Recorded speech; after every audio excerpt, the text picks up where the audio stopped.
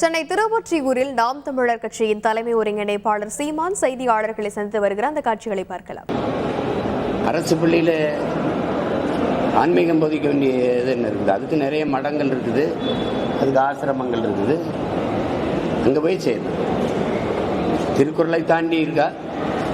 ஆன்மீகம்ங்கிறது என்ன? எல்லா உயிர்களையும் பேரன்பு கொண்டு நேசிப்பது. அது வாழ்க்கையே ஒரு வழிபாடு தான் என்ற நூலில் ஐயா இறையன்பு ரொம்ப தெளிவாக எழுதியிருக்காரு. அன்புதான் அதன் வாசல், கருணை தான் அது வரவேற்பறை. ரொம்ப தெளிவாக எழுதுகிறார். முக்தி தான் அதன் முற்றம்னு எழுதியிருக்காரு. அதாண்டா ஆன்மீகம்னா. ஆன்மீகம்னா எல்லா உயிர்களையும் நீ பேரன்பு கொண்டு நேசிப்பின்னா அதான் ஆன்மீகம். புல்லு பூண்டு பூச்சி வண்டு எல்லாத்தையும் நேசிக்கிறது. அது 2 வரியில எங்கள் 1.25 அடியில் எங்கள் பாட்டனார் வள்ளுவ பெருமகனார் பிறப்போக்கும் எல்லா உயிருக்கும் சிறப்பு செய்தொழில் வேற்றுமையான்ட்டு வகுத்துண்டு பல் உயிர்கள் ஓம்புக நூலோர் தொகுத்தவற்றிலெல்லாம் தலையிட்டார். இதை தாண்டி என்ன ஆன்மீகம் இருக்கு? திடீர்னு தேவையில்லாம சொல்றது இதெல்லாம் அந்த புதிய கல்விக் கொள்கையில வருது. இதுக்கு முன்னாடி ஆசிரியர் தினம் நடந்திருக்கா இல்லையா? சரி, நான் என்னுடைய ஆசிரியர்களை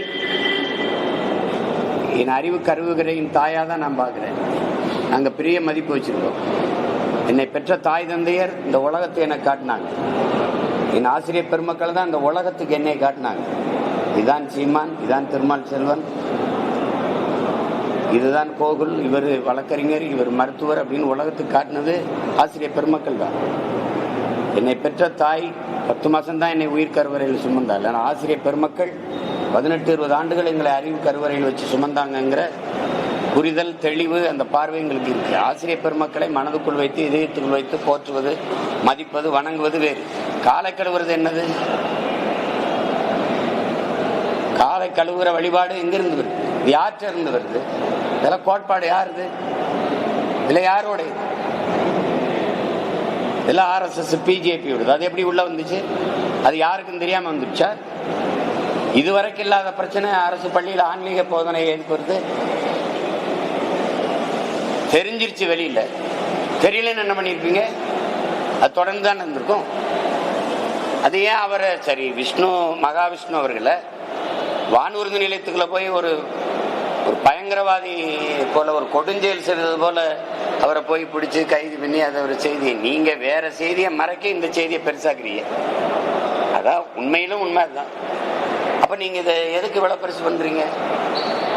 உண்மையிலே அவர் பாட்டுக்கு அவர் வேற எங்கேயோ அவர் ஆன்மீக சொற்பொழிவோ வழிபாடோ யோகா பயிற்சியோ கொடுத்துருந்துருப்பாரு.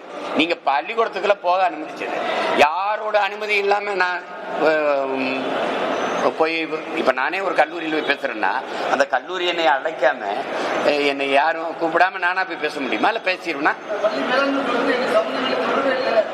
அப்ப அந்த அளவுக்கு தான் பள்ளி மேலாண்மை இருக்குதா, கல்லூரி கல்வி துறை இருக்குதா? அதை சொல்லுங்க சொல்லுங்க. நீங்க தெரியாதுன்னு சொல்றதுக்கு ஒரு நிர்வாகம் இருக்குங்க.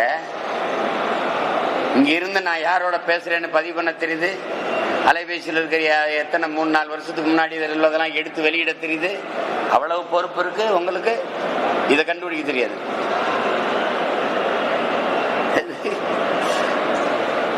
கொடுமைதான்.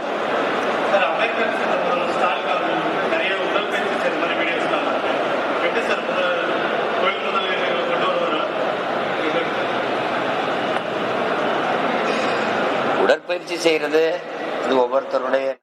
சென்னை திருவொற்றியூரில் நாம் தமிழர் கட்சியின் தலைமை ஒருங்கிணைப்பாளர் சீமான் செய்தியாளர்களை சந்தித்த அந்த காட்சிகளை பார்த்தோம்.